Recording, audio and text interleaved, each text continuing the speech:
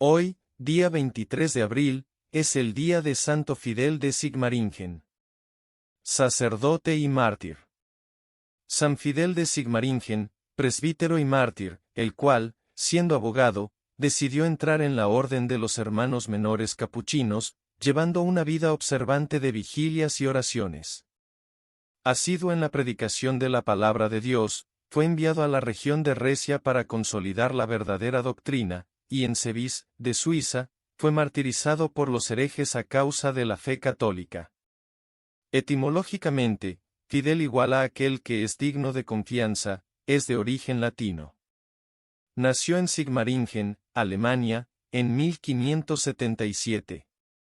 Tenía una inteligencia muy vivaz y fue enviado a estudiar a la Universidad de Friburgo, donde obtuvo doctorado en ambos derechos, y luego llegó a ser profesor muy estimado de filosofía y letras.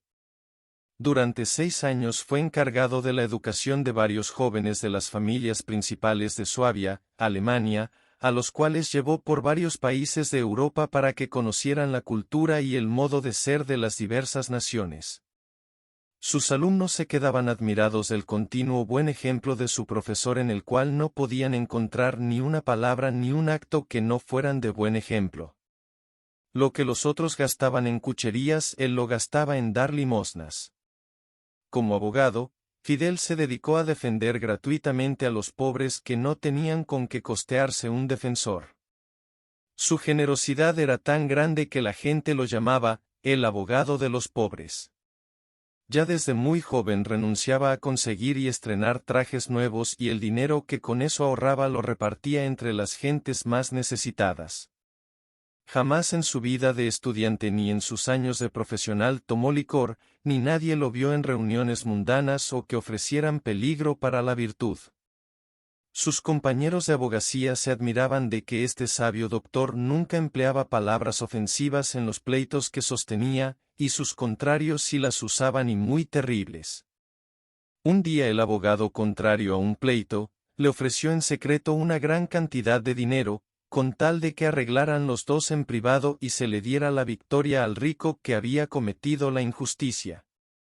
Fidel se quedó aterrado al constatar lo fácil que es para un abogado el prestarse a trampas y vender su alma a Satanás por unas monedas, como lo hizo Judas. Y dispuso dejar la abogacía y entrar de religioso capuchino. Tenía 35 años.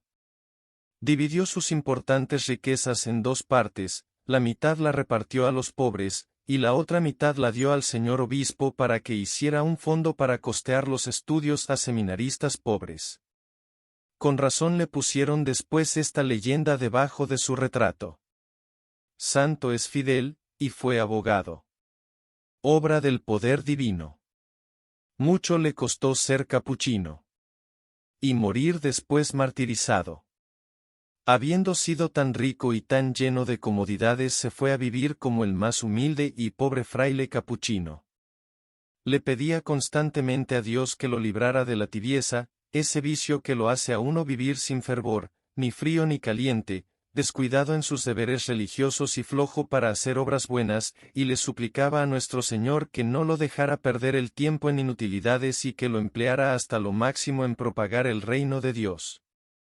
Le gustaba repetir la famosa frase de San Bernardo: sería una vergüenza que, habiendo sido coronado de espinas mi capitán Jesucristo, en cambio yo, que soy su soldado, viviera entre comodidades y sin hacer sacrificios. En Friburgo consiguió la conversión de muchos protestantes. Y la gente se quedó admirada cuando llegó la peste del cólera, pues se dedicaba de día y de noche a asistir gratuitamente a todos los enfermos que podía. Su austeridad o dominio de sí mismo era impresionante.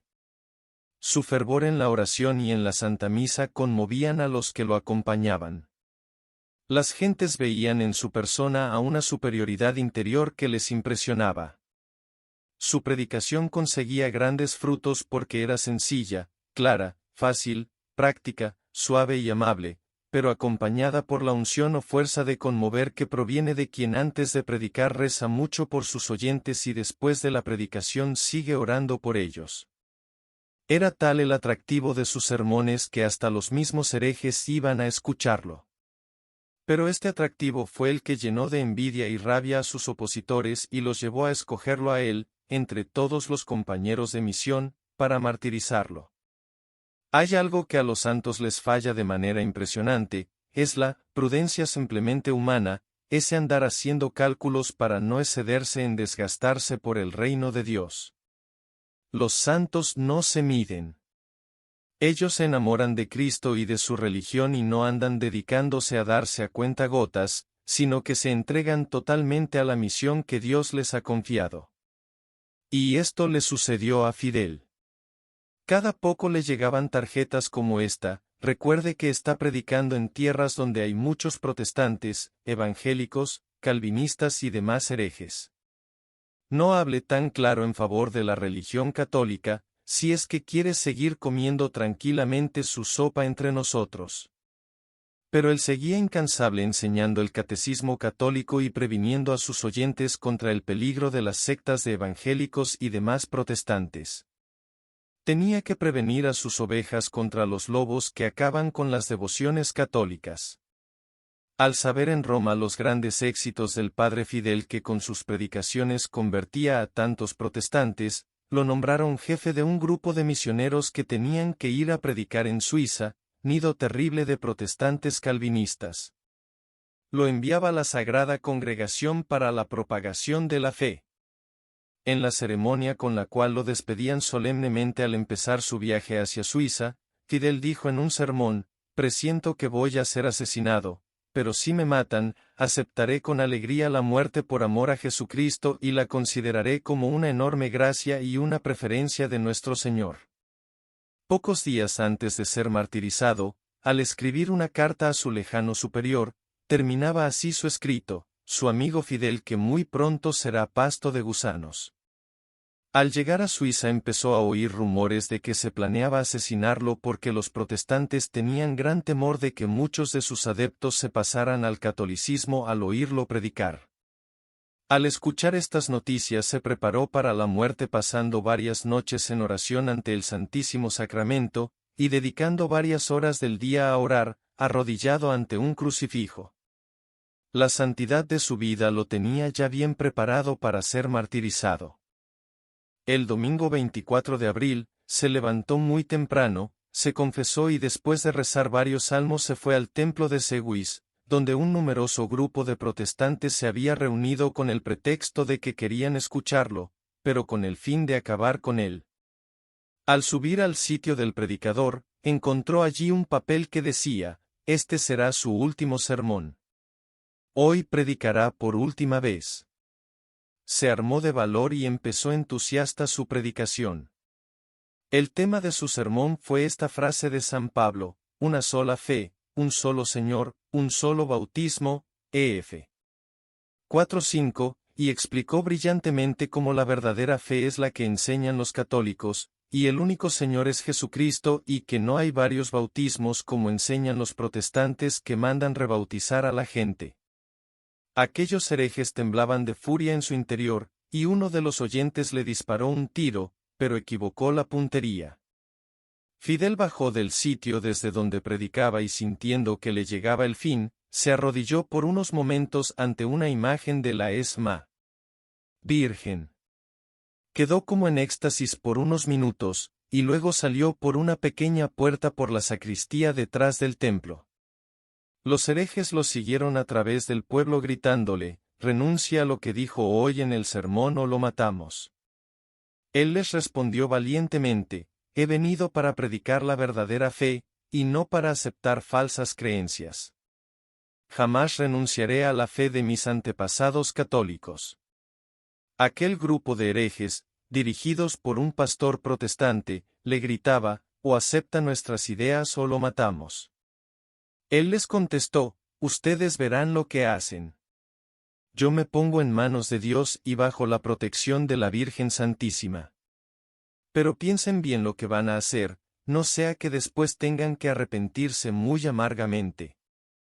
Entonces lo atacaron con palos y machetes y lo derribaron por el suelo, entre un charco de sangre.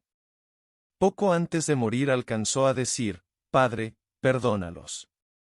Era el 24 de abril del año 1622.